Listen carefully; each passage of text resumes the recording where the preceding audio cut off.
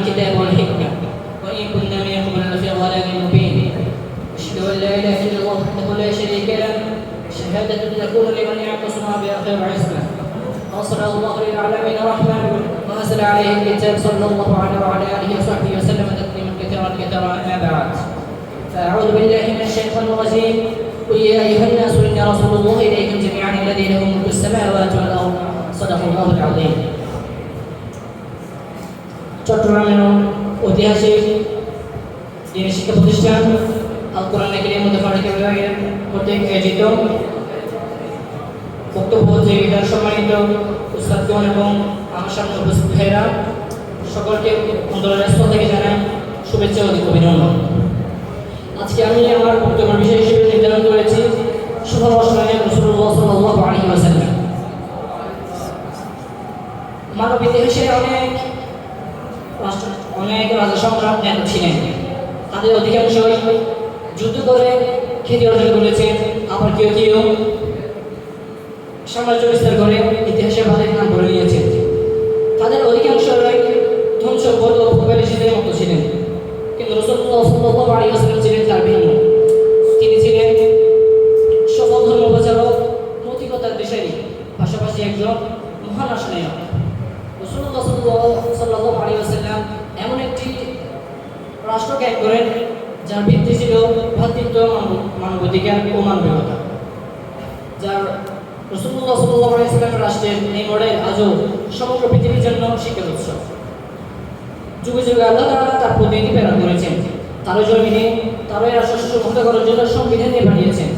শেষের প্রতিনিধি সকল ক্ষেত্রে আল্লাহ তাআলার সংবিধান, আল্লাহ তাআলার নীতি প্রতিষ্ঠা করার জন্য আপনার চেষ্টা করেছেন। প্রতিনিধি প্রেরণের এই ধারার সর্বশেষ হলেন রাসূলুল্লাহ সাল্লাল্লাহু আলাইহি ওয়াসাল্লাম।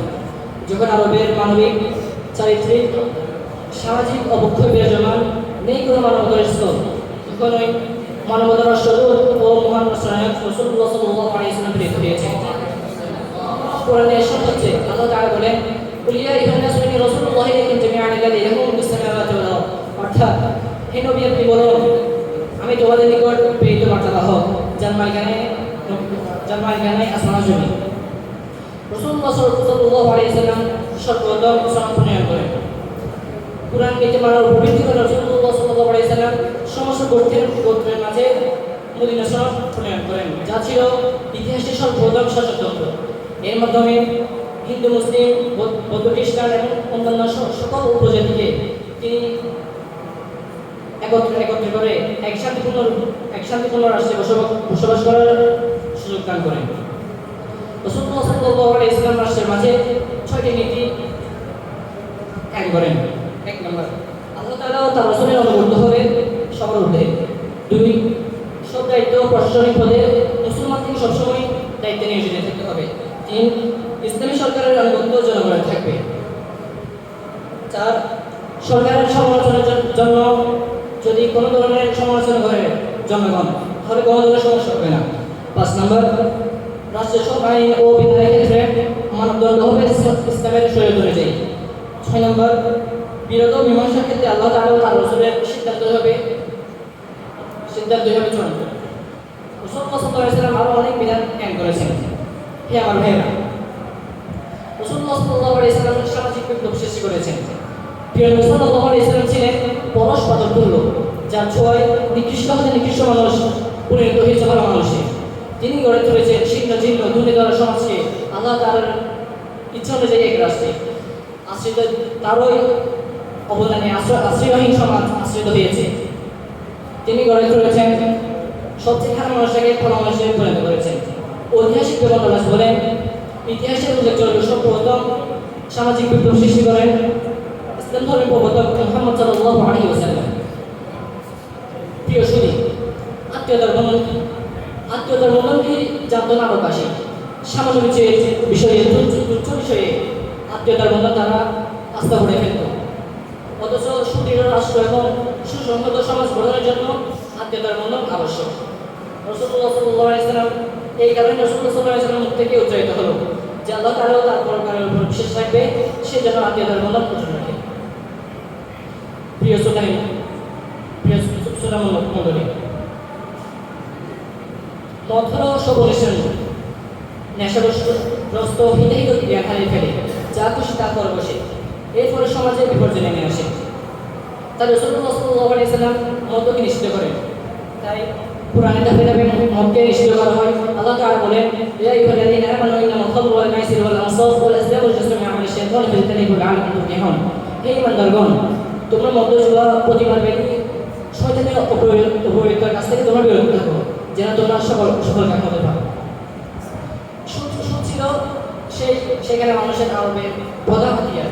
এর মাধ্যমে এক শ্রেণীর মানুষ সাধারণ শ্রেণীর উপর নির্যাতন জুলুম করত,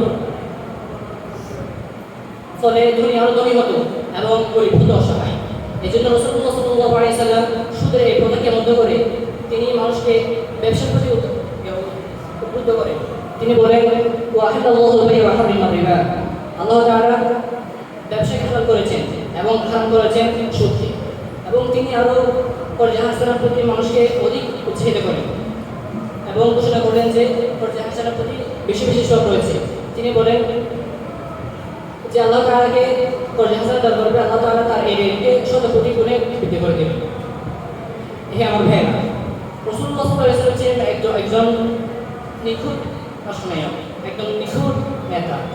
তার রাষ্ট্র প্রতিষ্ঠার সূচনা মক্কায় যখন 13 বছর নির্যাতন হওয়ার পর রাসূলুল্লাহ সাল্লাল্লাহু আলাইহি ওয়াসাল্লাম মদিনায় হিজরত করেন।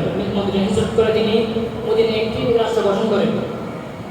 এই রাষ্ট্র ছিল খুবই ছোট, কিন্তু তার অবকাঠামো এবং রীতিনীতি ছিল খুবই সুদৃঢ়। রাসূলুল্লাহ সাল্লাল্লাহু আলাইহি ওয়াসাল্লাম শুধু আইনই কায়েম করেননি, শুধু আইন বানাননি, বরং তিনি রাসূলুল্লাহ সাল্লাল্লাহু আলাইহি ওয়াসাল্লাম সর্বক্ষেত্রে বাস্তবায়ন করেছেন। রাসূলুল্লাহ সাল্লাল্লাহু আলাইহি ওয়াসাল্লামের নেতৃত্বের গুণ বিভিন্নভাবে প্রকাশ পেয়েছে, যেমন জনগণের প্রতি দায়িত্বশীলতা। রাসূলুল্লাহ সাল্লাল্লাহু আলাইহি ওয়াসাল্লাম বলতেন, রাষ্ট্রনায়ক নেতা হবে জনগণের সেবক। তিনি আরো মদিনার পার্শ্ববর্তী যে সমস্ত রাষ্ট্র রয়েছে চিঠির মাধ্যমে তাদেরকে শান্তি ও ন্যায়ের আহ্বান জানিয়েছিলেন। রাসূলুল্লাহ সাল্লাল্লাহু আলাইহি ওয়াসাল্লামের বসবাস ছিল একজন সাধারণ মানুষের মতো। তিনি প্রাসাদে বসবাস করেননি, জনগণ নিশানাগাই না, বরং তিনি সাধারণ মানুষের মতো বসবাস করেছেন। জগতের প্রভাবশীল এই রাষ্ট্রনায়ক, ইতিহাসের এই রাষ্ট্রনায়ক কখনো ইতিহাসের এই রাষ্ট্রনায়ক তার চলাফেরা ছিল একদম সাদা মেটে, তার সাদাসিধে ভাব স্পষ্ট ছিল। তিনি জীবনে কোনোদিন দুবেলা পেট ভরে ভাত খাননি। শক্ত তোষক এবং চাটাইয়ের বালিশ ছিল তার চিরসম্পদ। তিনি দিনে শাসন পরিচালনা করতেন এবং রাত্রে প্রভুর দরবারে তার অস্ত্র জড়াতেন। হে আমার ভাইয়েরা, আজ মুসলিম উম্মাহের এই চরম ক্রান্তিকালে ভয়াবহ দুর্যোগপূর্ণ এই মুহূর্তে যদি আমরা তথা আমাদের রাষ্ট্রনায়কগণ যদি রাসূলুল্লাহ সাল্লাল্লাহু আলাইহি ওয়াসাল্লামের সামাজিক ও রাষ্ট্র পরিচালনার ক্ষেত্রে যে বিধিবিধান অবলম্বন করেছেন তা যদি তারা অবলম্বন করে, তবে আল্লাহ তাআলার রহমতের বারিধারায় এই জগৎ হবে সিক্ত, দূরীভূত হবে বিশৃঙ্খলা, মারামারি, হানাহানি, সন্ত্রাসী। আল্লাহ তাআলা সকল রাষ্ট্রনায়ককে রাসূলুল্লাহ সাল্লাল্লাহু আলাইহি ওয়াসাল্লামের মতো রাষ্ট্র পরিচালনা করার তৌফিক দান করুন। সকলে বলি আমিন। নাসরুল্লাহি ওয়া ফাতহুল করিম। আসসালামু আলাইকুম ওয়া রাহমাতুল্লাহি ওয়া বারাকাতুহু।